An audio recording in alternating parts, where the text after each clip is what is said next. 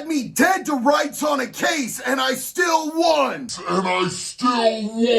Not guilty, y'all got to feel me. Here's how it went down.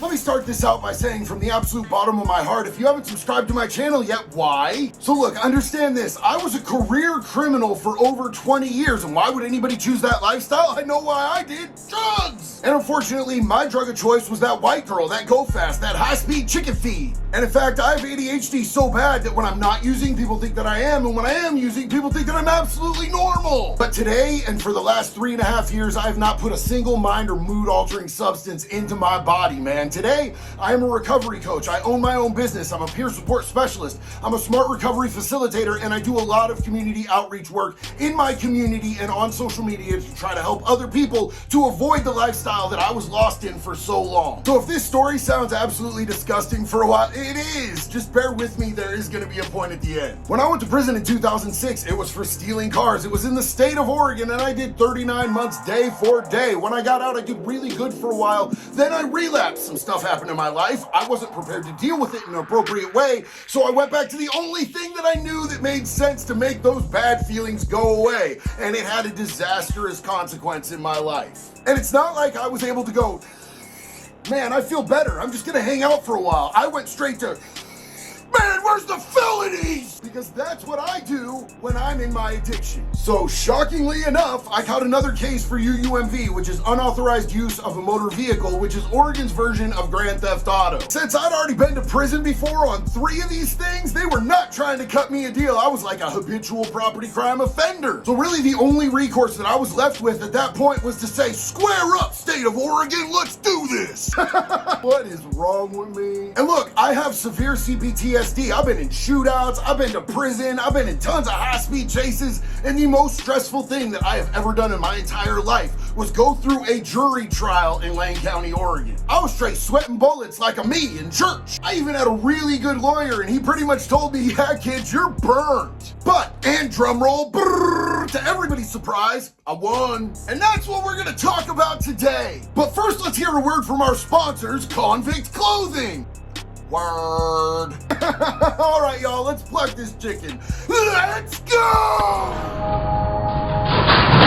So like I said before, y'all, this story takes place in Lane County, Oregon. More specifically, Eugene, home of the Oregon Ducks, home of Nike, home of a lot of rain all the time. It's kind of depressing if you're there year round, but it's an absolutely beautiful place to live, minus the weather. But whereas on the East Coast where I live now, where we have a huge opioid epidemic that was fueled by the Oxycontin epidemic, the West Coast had a huge meth issue, and me being ADHD, raised on like Ritalin and Siler and Adderall as a kid, like it didn't surprise me at all that that's what I fell into, especially with the culture out there. Like we had a lot of bikers, dudes were cooking that old biker dope there all the time, and like I fell into that, and then I fell into the criminal lifestyle, and it was just kind of a scene out there. It's the wild, wild west. It's real life, and them cops out there, not as much like the cops out here, they'll shoot you, bro. They do not care. So like I said, this was post-prison. This was even after I got off my post-prison supervision, the parole, like your probation that they give you and they let you out of prison. I had been doing good for a while, but I wasn't working a program. So when stuff got really real on me, I had that fallback, that go-to. I went straight back to the glass piece. I was lighting my bowl from the bottom, if you know what I mean. And when it comes to that particular substance, a lot of people have different hyperfixations that they get. Some people just dig through the carpet, scouring for little crumbs of possible drugs. Some people mow their lawn at 4 a.m. with a vacuum cleaner. Some people are convinced that there's little bugs hidden inside of their skin that they have to pick out of their face. And then there's me. I do felonies, copious amounts of felonies. It's super duper cringe. So I was out late at night one night stealing a car. I got the car, I was driving it around, and I realized, yo, this car is out of gas. I should steal another car. That's literally my thought process at that time. Ditch this car, steal another one with a full tank. It was stupid. So I pull up into another parking lot. I get out of this car. I have a flashlight. I'm looking around at these different cars hours trying to find something that looks good, like it might have a full tank of gas, just out of my mind, like been up for days. And there's this thing that happens, this weird thing with meth where you get stuck, like everything is sped up super fast, but you're not productive, you're not fast about anything, and you get really stuck doing just about anything. So I was in that parking lot for probably 20 minutes, long enough for someone to call the cops and them to get there. That was a mistake. I'm dumb. Dumb. But I seen them coming, so I went back to the car, I grabbed my backpack, and I started to ski-daddle until all of a sudden I was surrounded by cops with their guns out. I threw my hands in the air and I said, I was just playing. What's up, guys? What y'all trying to do? Apparently they were trying to arrest me. Somebody had called on me and reported that I looked super suspicious. No, not me. I tried to tell them it was a misunderstanding. They said they didn't believe me. I told them I wanted my lawyer. They took me to jail. And I wasn't bluffing about the lawyer part. Like, I had a really good lawyer, man. He was one of the best lawyers in Lane County for state charges. He came to see me and he told me, bro, you know, you're pretty much booked on this. Like, they have a direct line of sight witnessing you get out of that car that was reported stolen, walk around the parking lot, go back to the car, and then leave a direct line of sight all the way up until you were in custody. There's not much room for a case of mistaken identity there. So I go back from that lawyer meeting to my bunk, and one of my good homeboys is bunked up just a couple bunks down from me, and he's like, yo, homie, you need some help with your case? And I was like, look, I don't ever talk to my cases about nobody because I don't trust a living soul, but this dude I absolutely trust. I trust him to this day. He is the big homie from, I can't say it, but he's a good ass dude, man, and I love and respect him. We sat down at the table and we scoured that paperwork, and I was looking for the angle. Like, what is the angle? There has to be a way that I can say that this wasn't me, that I didn't do this. And he hits me, he's like, homie, you should say you did this, this, and this, but that you didn't do this, because this is the one that gets you 5 years in prison. These are all just misdemeanors. You got to run it this way. And I'm like, bro, that's absolutely genius. Now, look, at this point in my life, like, I didn't lie to people that I knew, people that I cared about. But when it came to, like, lying to police or lying to a judge,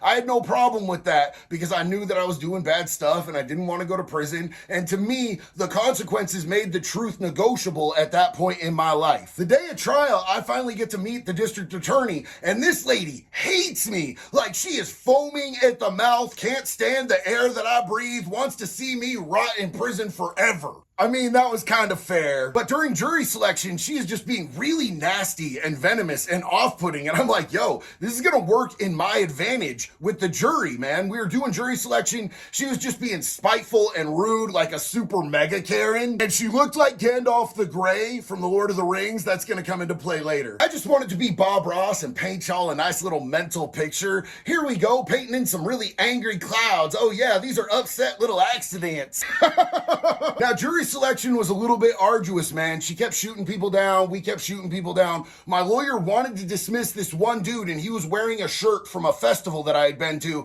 I actually liked the festival so much, I had their logo tattooed on my neck, and I'm like, no, keep him. He's gonna be an advocate. I like this guy. He's gonna see my neck tattoo. He's gonna think that we're kinfolk, because we really kind of are kinfolk. Like, I don't know if y'all know about that festival life, but yeah. But we start rolling into trial, man, and every single arresting officer showed up, and there's like 7 of them on the witness stand throughout the day, and they're all like, it was him, it was definitely him, I hate his face, he needs to go to prison forever, I can't stand him, he should go to hell and die. And then the guy who called the cops in the first place, he gets on the witness stand, and he's like, it's absolutely him. I had him in my line of sight from the very minute that he got out of the car, walked around the parking lot for a while, got back in the car, saw the cops, and tried to scuttle off, and I saw him all the way up until he was in cuffs. It is undeniably 100% him. He was the one who was in the car. And I mean, the DA is happy. She's over there just feeling victorious. She's doing her little Post Malone victory dance. That's the end of the first day. Go back to jail, sitting on my bunk, feeling really stressed out, like popping a hemorrhoid stressed out. The next day we go in, and there's only one person to speak in my defense, man. I'm my only witness, right? And so I tell my side of the story, which was basically, hey, I plead guilty to stealing a backpack out of that car. I plead guilty to unlawful entry into that vehicle. I will plead guilty to possession of everything that was in that backpack, because since I stole it, I did possess that stuff, Your Honor, ladies and gentlemen of the jury. 100% I did those things, but I did not steal that car. And I do not believe that you have proven that I stole that car. And my attorney said, How so? Like, he didn't even get the net yet. I said, well, by state statute, unlawful use of a motor vehicle is not getting in or getting out of a vehicle. It is moving the vehicle. You have to operate the vehicle to use the vehicle. So I didn't use that vehicle, man. I walked up on it. Door was open. It was cold. I was drunk. It was raining. I just got in there looking for a jacket because I was freezing. I know that everything else that I did was wrong, but I didn't steal that car. Then my attorney finally got it. He was like, they absolutely didn't prove that you stole the car. He started questioning me a little bit. It started to go really, really good. Then it was the prosecutor's turn to question me, man. And if you go on the witness stand, that opens up your entire record because it puts your credibility into play. So she got to go and read through every single charge that I had ever been convicted of in my life, which was a lot. There was a lot. Mr. DeLay, is it true that in 2002 you were charged and convicted with this? Yes, ma'am. Is it true that in 2003 you were charged and convicted of this? Yes, ma'am. In 2004 you were charged and convicted of this? Yes, ma'am. And finally, is it true that in 2006 you were charged and convicted with this? Yes, ma'am. That is absolutely 100% true. The last time that I was convicted of a crime was in 2006. It's 2014 now. See, ma'am? I've changed my life. I've turned over a new leaf. And yes, I made a drunken mistake. I admit to that. And for that, I am sorry and I am here to take accountability. But what I did not do was steal that car. I really wasn't expecting it to work, just to be honest with y'all, but it was the only play I had on the board. They did final closing arguments and the jury went to convene and they put me in a little tiny holding cell. And I was like, yo, God, I haven't talked to in a long time. Sky Daddy, can you help me? Because this really sucks. And I did something stupid and I've continued to do stupid things. But can you just get me out of this? Because I swear, on everything, I will change right here and now if you get me out of this. And if you had hooked me up to a lie detector test at that exact moment, I would have told you that I would never use drugs again in my entire life. Like 100%, I'd have passed that lie detector test because I had no intention of going back to that life. I would have done anything to turn my life around in that moment. It took about 40 minutes for them to call me back into the courtroom. I sit down. Has the jury reached a verdict? We have, Your Honor. Pass the verdict over. Yo, they hand it to him. He opens it up. The judge goes like, the jury finds Mr. DeLay not guilty on count 1 and count 2.